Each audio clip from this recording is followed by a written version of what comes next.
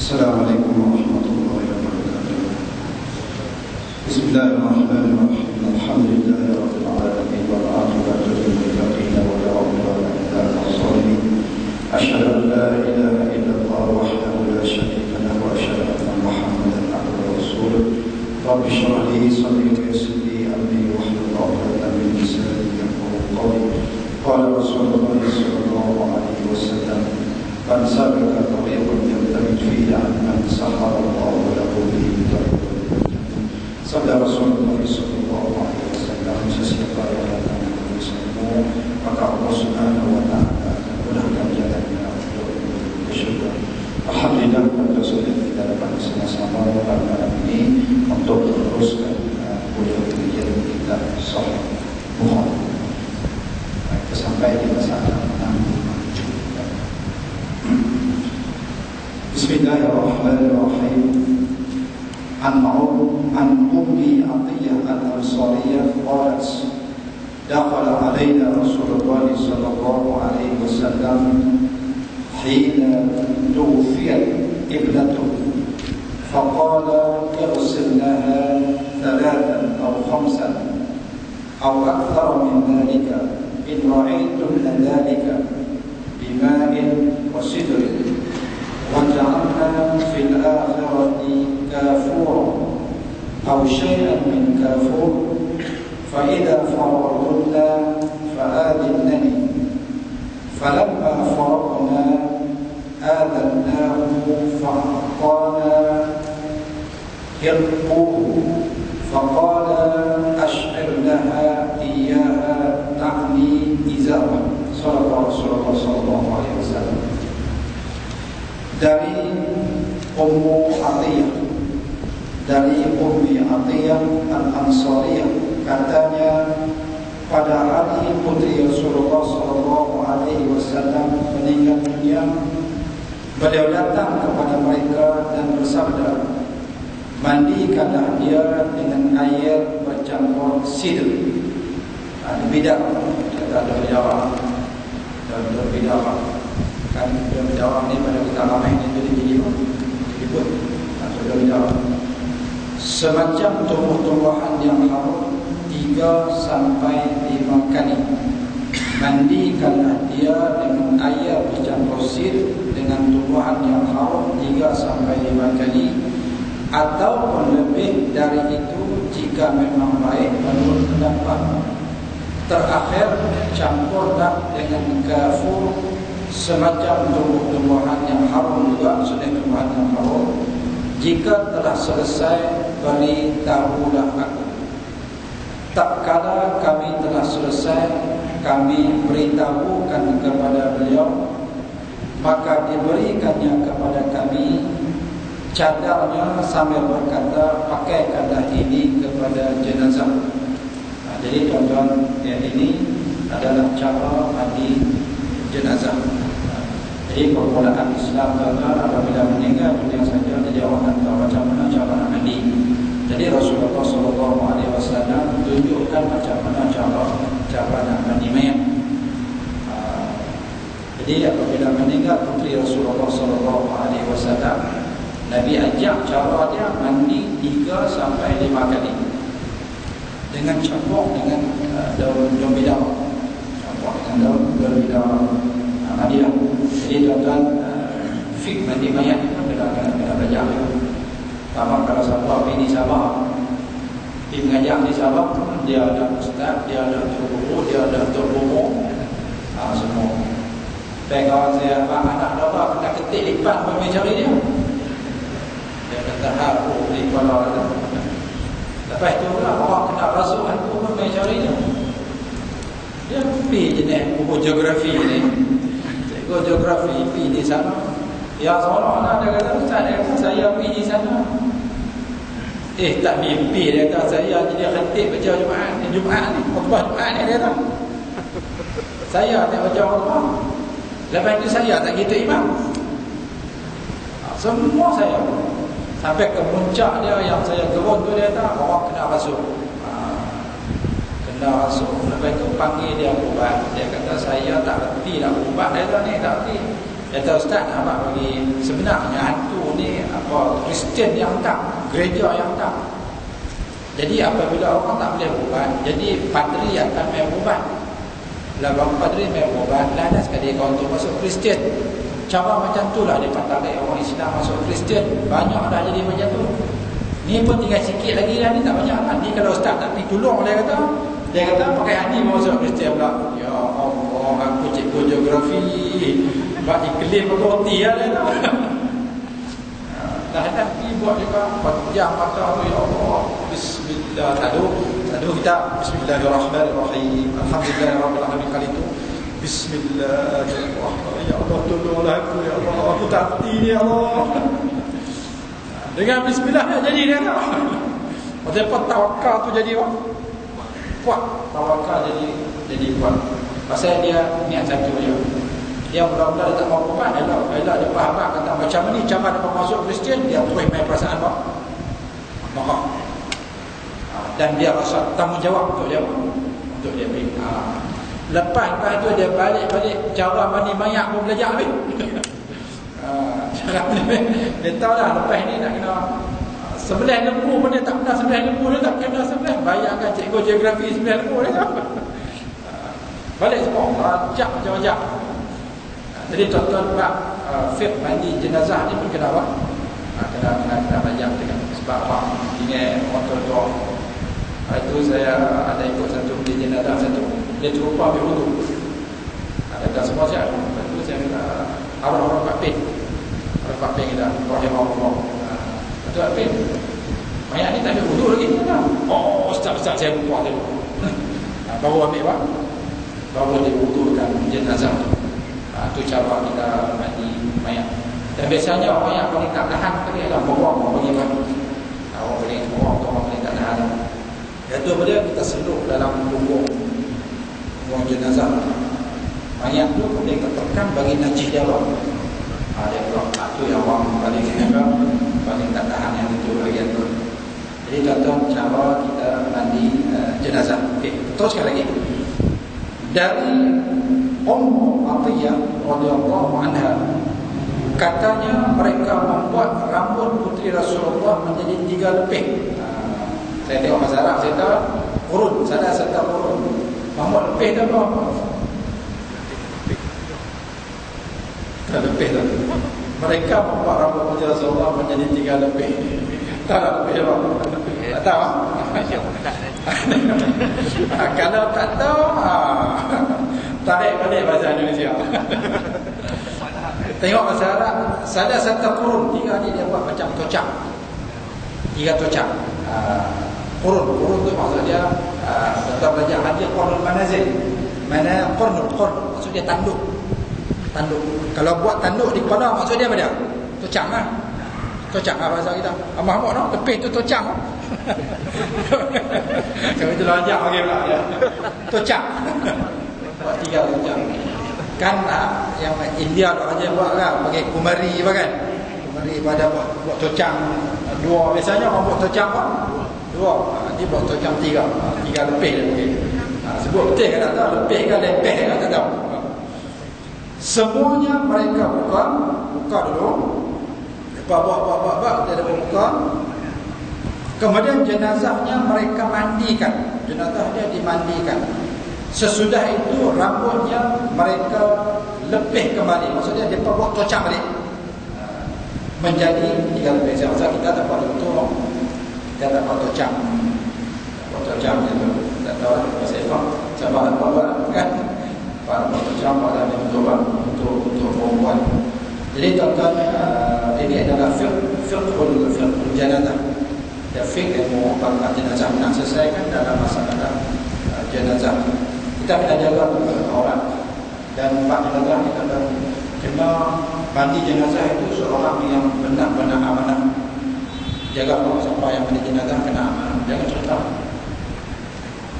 cerita benda tu menarik yang saya masih ingat lagi satu kes kita di Tasik Lubong.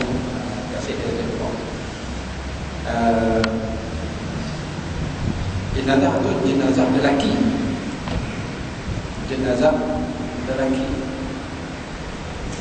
Lepas tu orang yang mandi jenazah tu pun keluar kuih. Panjang ni bawa sebab tak orang panggil waris perempuan cara kadang nak hantar ke hospital. Tahu tuan-tuan apa? Jenazah tu lelaki mandi jenazah perempuan. Jenazah tu jenazah perempuan. Mana boleh kita nak mandi jenazah perempuan? Itu jadi benda-benda yang kena orang yang mandi jenazah ni dia kena ingat. Tadi sudah orang contoh orang yang perlu saja. Waris pun kena jaga. Lepas tu kalau hospital doktor cek betul. Jadi jenazah apa? Jenazah perempuan. Rupanya dia dah lama dah hidup sebagai lelaki. Dia hidup sebagai lelaki. Kita kata tomboy. Pengkit ni macam lesbian. Kita tahu macam tu kan. Pengkit tu macam lesbian ni dah kita tomboy. Tomboy ni dia tomboy ni mana dia. Terus sebab tu jadi kes dia boleh. Dia menikah tengok. Tajuk dia tu suamiku lelaki. Suamiku adalah isteriku lelaki. Isteriku adalah seorang lelaki. Jadi tuan-tuan mana boleh isteri lelaki kan? Dia jadi macam mana tuan-tuan? Jadi tuan-tuan sampai orang ada suamiku perempuan. Okey macam tu. Orang tak tahu kata dia ni perempuan. Pasal apa? Dia baca tanggung putih di pelabuhan. Tanggung putih pelabuhan. Tuan-tuan bayar ingat senang lah. Dia betul kan dekat kata tu. Tanggung putih pelabuhan daripada kapal. Orang angkat bawah teluri. Mana kita nak tahu? Pasal dia tu pasal lagi. Jadi tuan-tuan pada kes yang macam tu kita terpaksa tutup.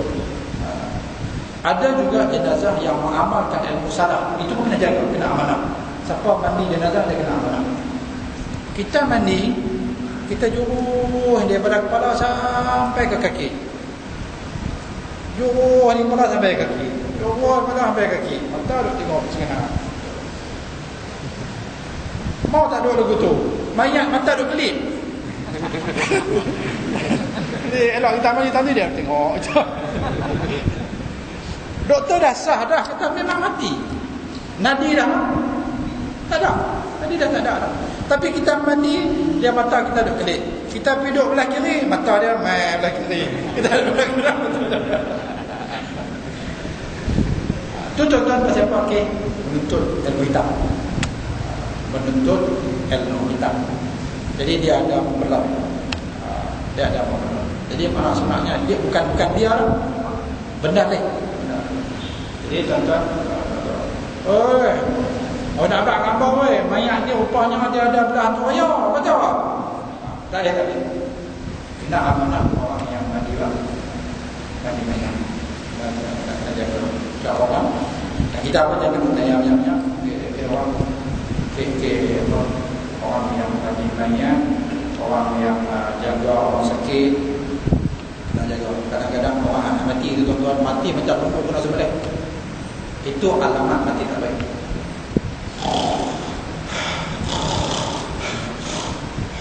Sampai berjatuh macam lembu lah. Nabi kata macam lembu di sebelah. Dalam dia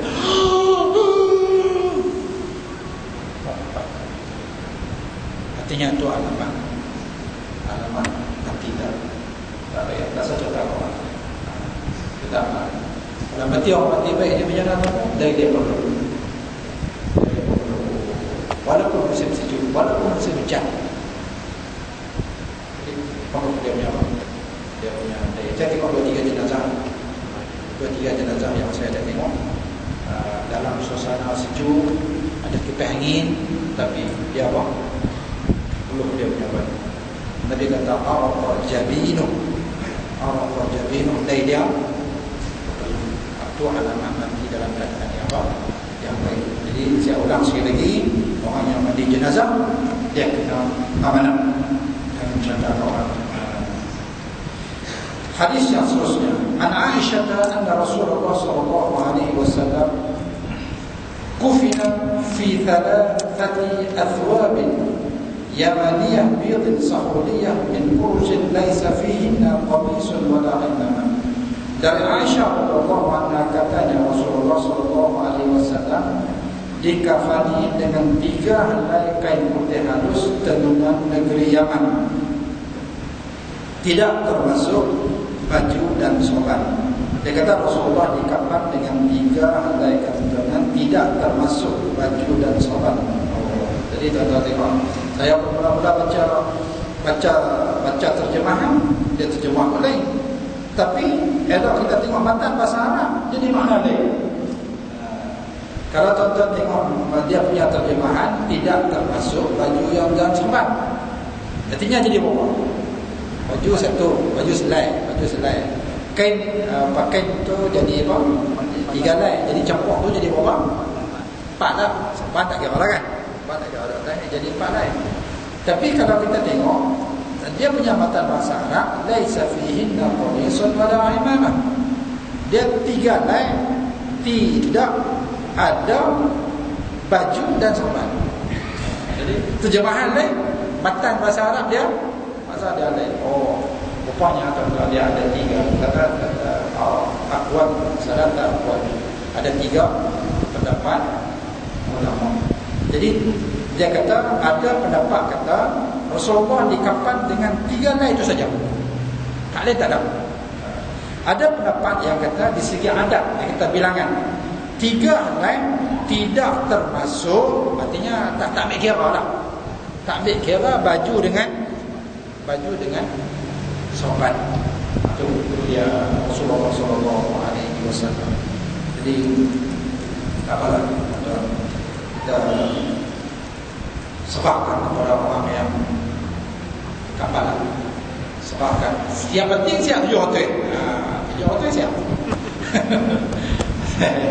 Saya tanya orang Amaya. Pada rumah itu ada 7 hotel. Mereka basic dia. Macam mana Pak? Untuk mayat berapa? Dalam maksud dia untuk korek liang, untuk beli kain kapan. Lebih kurang 7 hotel ya. Kita khair tak? 6,5. Berapa?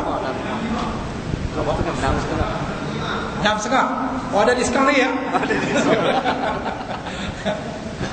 Jadi sekurang-kurangnya total 650. Itu termasuklah. Termasuk kita kata peralatan untuk termasuk dengan korek apa? Korek liang. Ada orang tanya, pasien Pak mati kena orang keluar duit. Saya tanya, tak kena keluar duit? Tak kena. Macam mana Ustaz? Senang ya. Ayah mati, pergi korek liang sendiri. Korek liang sendiri, mandi sendiri, kain kapan buat kelang sendiri. Semua buat sendiri. Tak kena duit langsung. Nak korek liang tuan-tuan kan. Korek nampak terkorek, lari terus. Saya tunjuk semalam tuan-tuan, di masjid di Masjid Al-Akbar. Macam mana Syekh Kiai Abdullah kan. Kiai Abdullah yang saya tunjuk dia. Tapi mana uli. Kiai Abdullah tu dia bongkar dia punya kubur dalam keadaan pasir kulit macam biasa, dan kain kapan dia tak galai walau sikit pun. Kain kapan dia dari kepala sampai ke kaki masih ada, tak koyak, tak cedera apa pun sikit, seolah-olah macam baru ditanam. Sedangkan dia sudah ditanam selama 26 tahun. Kebetulan mereka nak lalu kawasan kubur tu mereka nak ambil untuk buat jalan. Jadi kubur tu semua kena pindah. Jadi mereka angkat. Dia semua masuk dalam TV Indonesia. Jadi pemerintah semua tu kamera main orang ambil. Dan mereka ambil dari jenazah tu duduk. Pasal elok. Orang yang korek kubur dia tahu. Selalunya tinggal apa? Tulang, tinggal tengkorak. Kain kapan ada lagi? Tak ada dah. Habis dah. Tapi kain kapan masih elok. Sebab apa? Allah Ta'ala nak jaga dia punya orang. Kalau misalnya kain kapan hilang, nampaklah dia punya orang. Jasad dia masih elok. Sebab jasad masih elok. Tak cedera walau sikit pun. Dan mereka angkat jenazah dia tu seolah-olah baru ditanam petang tadi. Tidak. Dia sudah 26 tahun. Jadi betul lah hadis. Jadi para nabi tidak dimakan jasad mereka oleh tanah. Para Nabi itu baru kiai. Kiai dah macam tu dah, apatah lagi para Nabi. Jadi memang betul hadis Rasulullah SAW. Jadi tuan-tuan, basic dia adalah 6 monte 50. Saya tengok Arab senang kan? Oh, Arab senang tu. Saya duduk 6 tahun dia masih boleh kata tiap hari tengok. Tonton-tonton Arab bagi dia tanggung macam tu ya. Seorang tanggung kepala, seorang tanggung kaki. Lepas kapal sendiri. Saya biasa nak pandangan tu dia tengok tiap hari. Tonton bayang. Tak ada kena. Memang seorang pegang kepala, seorang pegang atas minyak, seorang tanggung kaki. Usung macam tu masuk dalam masjid. Semayang berapa orang? 3 orang ni pak? Duduk dalam masjid. Tapi dia kata lah, salat ala janazah. Itu saya ada lah orang pergi 2-3 orang. Kalau tak ada, dia 3 orang je. Seorang tu jadi imam, 2 orang tu jadi imam. Lagi habis saya tu tanggung balik. Seorang tanggung kepala, seorang tanggung pinggir, seorang tanggung. Memang betul-betul buat mainan. Itu memang basic betul. Kita kalau kita ada tukar sendiri, kita boleh mandi sendiri, adik-adik kita sendiri, kita boleh kapal sendiri. Kena awak keluar duit untuk beli apa? Dia bukan cash lah. Lebih jenazah pun tak boleh, tak boleh minyak. Kena usung ni. Kalau macam tu, memang tak kena duit walau 1 sen. Tuan-tuan, saya nak harap satu pasal orang panggil ramai. Dalam hadis Rasulullah SAW dia kata apa? Kalau jenazah itu disemayangkan oleh 40 orang Islam, kalau jenazah itu disemayangkan oleh 40 orang Islam, maka insya-Allah mayat itu akan selamat daripada siksa kubur. Sebab tu orang makan apa? Orang makan kubur ni bagi semayang ramai. Atau orang yang pilih fan sana, fan sini, orang panggil itu betul apa? Semua tu dia tak pergi apa pun. Kita tanya dia kan, ni nak pergi tu je lah, ikut lah. Orang duit banyak kan, ikut lah dia kan. Kalau boleh panggil ramai sikit, panggil kalau boleh 1000 orang, dia kan duit banyak kan. Ni apa? Ni nak panggil memang lah. Saya serah nak duit 1000 untuk bayar betul. Alim tu saya bagi alim, saya mau kira apa, mau clear je. Tu kadang-kadang orang memilih bagi orang nak reti juga lah sikit, dia bagi orang sembahyang tu ramai. Itu tak sebab masalah. InsyaAllah. Cuma satu lagi saya nak pesan, sebab masa jenazah kita kena jaga. Jenazah kita jaga, ada jaga sikit. Iaitu dia mayat ada dalam rumah, jangan kita bergerak ketawa di luar rumah. Itu memang kita kata kurang adab. Kita tahu kaum keluarga tu sedang sedih dengan kau dengar pula. Saya dengar pula pula. Jadi kita tak menghormati orang mati dan tidak menghiraukan perasaan keluarga yang mati. Kita kena adab, kena jaga, insya-Allah. Jadi kalau boleh itu kita pergi baca apa besar betul, kita balik dan setinggal adalah orang-orang yang nak menguruskan jenazah tersebut, insya-Allah. Kita tengok satu hadis Rasulullah SAW dari Ibnu Abbas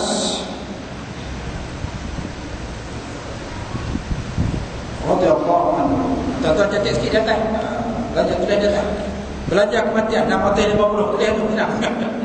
2014 kena tulis. April 2014. Belanja kematian minimum 650 ringgit. Nak masuk khairat kematian tokey dah belakang. Khairat kematian basic lah, basic 650 ringgit. Itu cara sederhana macam boleh. Kalau tuan-tuan nak rumah, beli siap-siap ke kapal lah ni. Nak mati bila tak tahu. Tapi abang kat Pak Long rumah kita, Pak Long tolong cari kat saya adat untuk apa, pekakas untuk nak mati. Dia barilah apa ayam bau, apa tu simpan siap-siap, kapal siap-siap. Nak mati 10 tahun lagi akan dia bawah insya-Allah. Spare dia.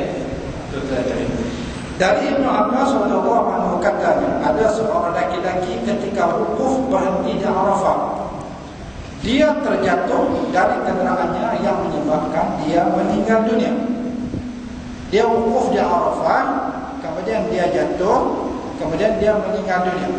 Nabi SAW bersabda, mandikanlah dia dengan air disampur sidr, maksudnya air bid'ah, dan kafani dia dengan 2 helai kain. Jangan diberi harum-haruman macam yang orang kan, jangan apa. Dan jangan pula ditutup kepalanya, kerana dia akan bangkit pada hari kiamat dalam keadaan talbiyah, memuji Allah Subhanahu wa taala. Jadi tuan-tuan, fiqhul haji, fiqh haji. Orang yang mati ketika sedang menunaikan haji, belum selesai lagi, maka jangan tutup dia punya apa? Dia punya kepala. Jangan tutup dia punya kepala. Baik, saya nak tanya tuan-tuan. Ini soalan cukup mas. Dia kata laki-laki ini dia wukuf di Arafah. Dia jatuh dari kenderaannya yang menyebabkan dia meninggal dunia. Dia jatuh pasal di Arafah. Soalan cukup mas. Berapa benda lagi dia tak buat? Berapa benda lagi dia tak buat? Orang berhaji, dia masa wukuf di Arafah, maksudnya dia wukuf dah di Arafah. Dia wukuf dah di Arafah, kemudian dia jatuh, mati. Berapa kerja haji lagi yang dia masih belum buat? Kita anggap kata dia ni haji tamattu' lah. Kita anggap kata dia ni haji tamattu'. Soalan cukup mah. Berapa lagi yang dia tak buat? Termasuk wajib dan apa? Wajib haji dan rukun haji dan sunat haji semua sekali.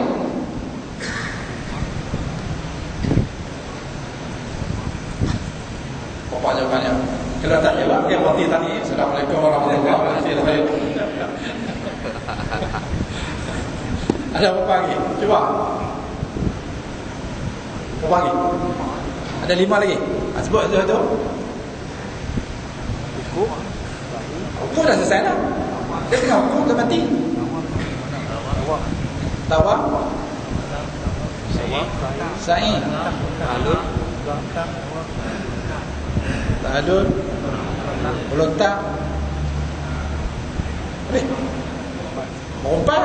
Dia kata 5. Bermalam di Mina. 5. Okey, yang dia tak buat lagi apa dia? Okey, saya faham lah. Lebih kurang lah, lebih kurang tu. Kira boleh teriak gitu.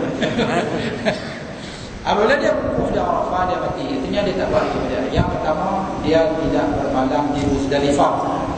1. Yang kedua, dia tidak melontar di Jamratul Kubra. Lepas Muzdalifah, kita akan melontar di Jamratul Kubra. Lepas itu, pada hari ke-11, 12 dan 13, dia akan melontar di Mina. Tadi Jamratul Kubra. Hari ke-10-nya, hari ke-11, hari ke-12 dan hari ke-13, dia melontar di Jamratul Sughra, Jamratul Kubra, dan Jamratul Wusta dan Jamratul Kubra.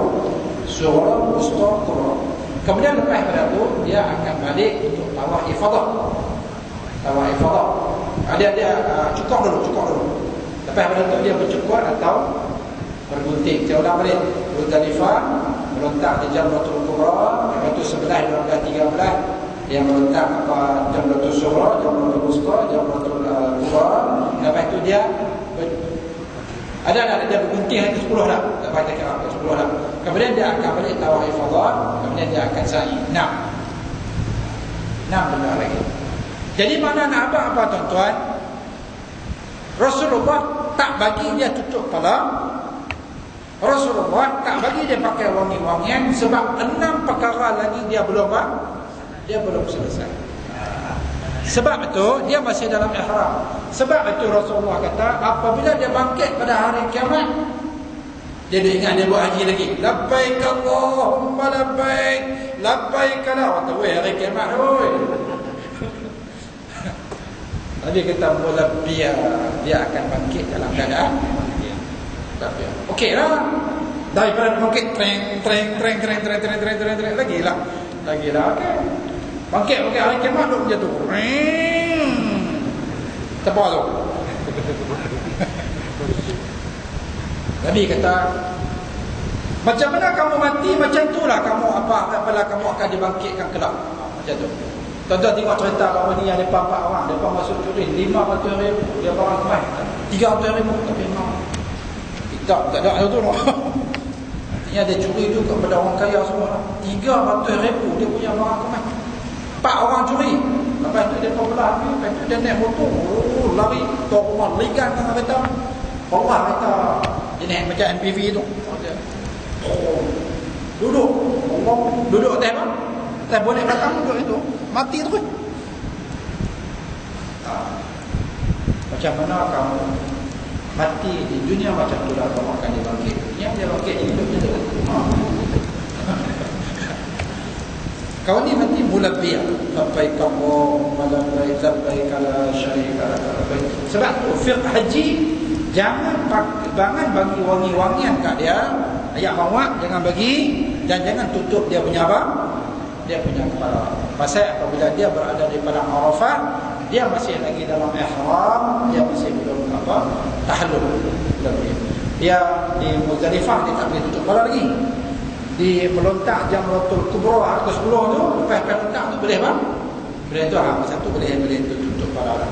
Jadi makna dia Rasulullah kata jangan tutup dia punya kepala.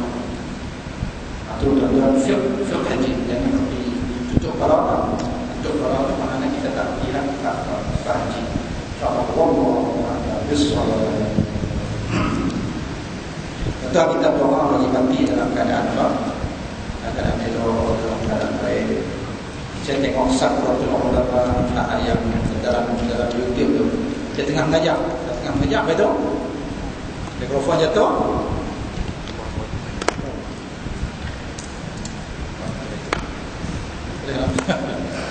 Tapi paling terbaik kali kita doa jalan. Terbaik sekali kita mati hari Jumaat. Kalau tuan-tuan dia doa Allah Ta'ala dia doa. Kita mati pada hari Jumaat dalam bulan puasa di Madinah Al-Munawwarah. Allah boleh menjatuh kata dia. Mati hari Jumaat sedang puasa, sedang buat ibadat dalam Masjid Nabawi di Madinah Al-Munawwarah. Kira kalau awak mati menjatuh tu dah baik kaki masuk syurga tu. Kalau begitu jangan mati tengah repit dengan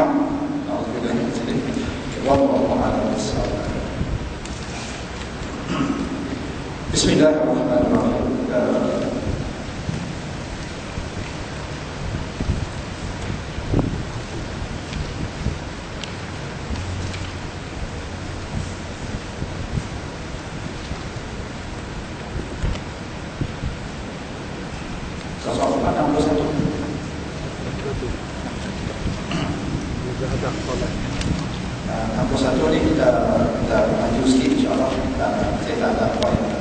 Bismillahirrahmanirrahim. Mujahadah solat. Muka surat 61. Apabila Allah Subhanahu wa taala mencatatkan pahala yang saya baca tadi dulu sikit saya dia baca sekolah muka 60. Apabila Allah Subhanahu wa taala mencatatkan pahala yang sempurna bagi orang yang sakit yang tidak mampu berdiri, lalu dia mendirikan solat sambil duduk. Ia berarti apabila dia memaksa diri menunaikan solat sambil berdiri, maka pahalanya melebihi orang sihat yang menunaikan solat dengan berdiri. Maksudnya dia kata apa? Apabila dia senangnya tak boleh sembahyang diri, artinya korang mampu lah, bukan tak mampu langsung, korang mampu berdiri, tapi dia gagah juga berdiri, maka pahalanya lebih daripada orang sihat yang sembahyang dengan cara apa? Dengan cara berdiri.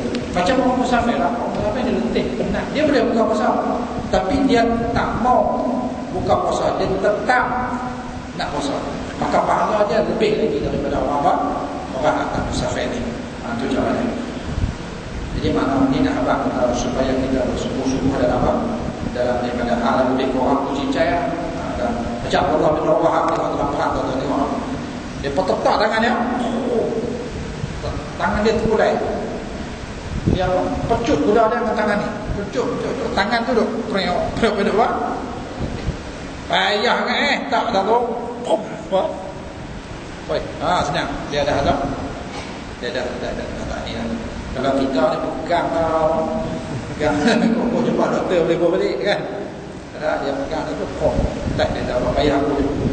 Sayyidatina Aisyah radhiyallahu anha mengatakan bahawa Rasulullah sallallahu alaihi wasallam bersabda, apabila seseorang berniat hendak menunaikan solat malam, dia niat nak solat malam, lalu dia mengantuk, dikalahkan dengan tidur, maka Allah Ta'ala mencatat baginya pahala solatnya lengkap, sedangkan tidak disedekah daripada Allah Subhanahu Wa Ta'ala. Okey, malam ni niat tahajud, dia tulis dah. Malam esok niat tahajud, dia tulis dah. Duk makan pahala niat je lah. Itu tak boleh lah. Main pahala niat, aku kira pahala niat tahajud ni setahun lah, tapi sekali pun tak dapat lagi. Ini pasal nak ambil pahala apa? Pahala niat saja. Tapi kalau maksudnya orang tu dia memang selalu lupa apa? Selalu lupa mula sama. Okey. Diriwayatkan dari Sayyidatina Abu Musa al-Asy'ari bahawa Rasulullah SAW bersabda, apabila seorang hamba sakit ataupun bermusafir, maka dicatat baginya pahala seperti amalan biasa dilakukannya ketika bermukim dan juga sehat. Maksudnya kalau dia tu sakit, dia dah wajib buat tahajud. Apabila sakit, dia tak boleh buat tahajud. Allah Ta'ala tulis juga pahala apa? Pahala tahajud. Kemudian apabila dia bermukim, dia selalu main solat jemaah. Tiap-tiap waktu dia main solat jemaah. Apabila dia musafir, dia tidak mampu untuk main solat jemaah. Allah Ta'ala tetap tulis apa? Tulis pahala jemaah. Itu kebaikan dan insyaAllah. Kalau lebih kurang jadilah kita kekip curi. Itu kita bertobat. Agak-agak orang nak terima kita tulis lah. Assalamualaikum tuan-tuan, saya dah tobat lah, saya tak curi dah. Orang bukan bisik. Apa bisik apa? Tak pakai jaga kasut, kasut jaga. Jadi orang pun tak percaya tuan-tuan. Kita pernah kaki curi. Jadi kita nak tobat tu, dia payah. Payah lambat dah. Jadi nak abang kata macam mana tuan-tuan, orang pun rajin duduk tahajud lah. Rajin tahajud, maka Allah Ta'ala tulis pahala apa? Pada tahajud. Mengenai hadis ini, Ibnu Hajar Asqalani mengulas, hadis tersebut menjadi dalil apabila orang sakit ataupun musafir memaksakan diri bagi melakukan amal ibadah yang biasa dilakukan dalam keadaan normal, maka itu lebih utama daripada yang biasa dilakukannya ketika sihat dan bermukim. Maksudnya kita biasa tahajud, bila kita sakit, kita tak boleh tahajud, Allah Ta'ala tulis juga pahala apa? Pada tahajud kita, insyaAllah. Hadis ini merupakan respon penolakan hujah terhadap orang yang mendakwa bahawa uzur ataupun halangan yang memberikan rukhsah ataupun keringanan bagi meninggalkan solat berjemaah itu hanya menggugurkan kesalahan ataupun dosa dan tidak menetapkan pahala keutamaan. Maka pendapat tersebut adalah salah dan perlu ditolak. Ini penterjemah. Dia kata jadi ada orang kata, kalau misalnya kata sakit lah, tapi contoh sakit lah, dia duduk tahajud, kemudian dia musafir, dia tak mampu nak tahajud sebab dia penat. Kita kata ikut hadis kita baca atas hadis, Allah Ta'ala tulis juga pahala apa? Pahala tahajud. Tapi ada orang yang kata Tuhan tak bagi, cuma Tuhan ampunkan dosa dia. Jadi dia kata hadis ini menolak pendapat tersebut. Okey. Dalil yang menguatkan pendapat Ibnu Hajar itu antara lain hadis Abu Hurairah radhiyallahu anhu secara marfu', sesiapa yang berwudu dan menyempurnakannya lalu dia keluar menuju masjid, kemudian dia mendapatkan orang ramai telah selesai menunaikan solat, maka Allah Ta'ala akan memberinya pahala seperti orang yang telah hadir di masjid dan melakukan solat, tidak berkurang dari pahalanya sedikit pun. Riwayat Imam Abu Daud dan Nasa'i dan Al-Hakim dengan isnad yang sahih. Jadi hadis ini dah apa tuan-tuan? Apa kata kalau kita main masjid, tengok orang ada tahiyat akhir dah. At-tahiyyatu lillahi. Kita harus start betul. Tadi mati dah ini dah, nak naik dah. Tengok. At-tahiyyatu lillahi. Siap ya. Betul boleh buat. Kan? Dia pun start betul terus balik sembahyang dia. Tak dia kata apa? Kalau orang yang macam tu dia pergi sembahyang, dia juga dapat pahala macam mana orang ramai awal. Tapi jangan orang dia buat tu lalu. Macam-macam hadis ni orang main lewat dulu. Janganlah pula. Hadis ni tersekat ambil tahu saja ya kan. Tapi jangan main lewat dulu. Orang main lewat dulu lepas ni. As-Subki Al-Kabir berkata dalam kitab Al-Harbiyah, siapa yang telah membiasakan mendiri solat dengan berjemaah lalu dia mendapat kekhusuran ataupun halangan lalu dia mendirikan solatnya sendirian munfarid, maka dicatat baginya pahala solat berjamaah. Siapa yang biasakan dia solat dengan jamaah lalu dia mendapat halangan, lalu dia mendirikan solatnya bersama munfarid, maka dicatat baginya pahala solat berjamaah. Dia khilaf ulama. Ada orang kata macam tu, ada orang kata sebaliknya. Contoh dia macam ni lah, kita nak main bayangkan, main elok-elok pi nak ambil kunci kereta, kunci kereta tak ada. Lepas tu tengok nak ambil kunci motor tak ada. Tanya bini kita, dah ni kunci kereta motor dia nak ambil bayang ni. Tak tahu nak tanya anak, tak tahu. Ni adik, kunci kereta abah ada mana? Tak tahu, abang lempak mana tu tadi. Cari semua tak ada. Jadi kita pun terpaksa sembahyang seorang-seorang. Ikut dia ni dia dapat, dia pun dapat pahala jemaah juga. Sebab dia niat dia nak main. Dan sesiapa yang tidak mempunyai kebiasaan menunaikan solat berjemaah, tetapi dia berkehendak menunaikan solat berjemaah kemudian terhalang lalu menunaikan solat sendirian, maka dia akan dapat pahala sesuai dengan keinginannya. Meskipun azamnya untuk menunaikan solat berjemaah ini kadang perbuatannya masih belum dikiranya, itu baru keinginan azam belaka. Tapi dia kata kalau macam ni dah, dia tu tak nak main solat jemaah. Pagi tu dia nak main solat jemaah, baru kali pertama main setelah umur 55 tahun. Kan? Dia nak main, lepas tu tengok dia kunci tak ada. Tanya-tanya anak ada atau abang lepak mana ada. Kalau macam tu dia kata tak boleh, sebab dia bukan kebiasaan dia. Demikian dari Fathul Al-Bari yang menjelaskan hadis-hadis Imam Bukhari rahimahullah. Saya berpendapat bahawa dalil yang paling jelas yang menguatkan pendapat Imam Subki Kabir itu adalah hadis yang berbunyi, sesungguhnya seorang hamba apabila dia mempunyai kebiasaan ibadah yang bagus, kemudian dia sakit, maka dikatakan kepada malaikat yang diutusnya, catatlah bagi hamba itu pahala seperti ketika dia merdeka, yakni tidak terikat oleh sesuatu halangan pun. Maksudnya kalau dia dah biasa apa? Dia biasa pada kemudian dia sakit, maka Tuhan akan juga bagi pahala macam mana ketika dia sakit. Baik, tuan-tuan ingat satu cerita macam mana orang tu tak pergi haji tapi dia dapat pahala haji. Suami isteri kata ini benar belaka, bukan rekaan. Himpun duit lama nak pergi haji. Himpun duit nak pergi haji lama dah. Tiba-tiba jiran sebelah rumah dia terpaksa buat pembedahan jantung, antara hidup atau mati. Jadi dia 10,000, perempuan dia 10,000, 20,000. Nak pergi apa? Nak pergi haji. Kalau nak pergi haji, kalau tak berapa lama kemudian dia boleh bincang. Jadi dia macam mana kita nak pergi haji, jiran sebelah ni nak dapat pembedahan jantung. Lepas duit tadi perlu kan lebih kurang dalam 20,000 lah kita dapat macam tu, ataupun tak cukup lagi 20,000. Kadang-kadang saya makan bini dia macam orang tak faham apa yang kita perlu bilang ada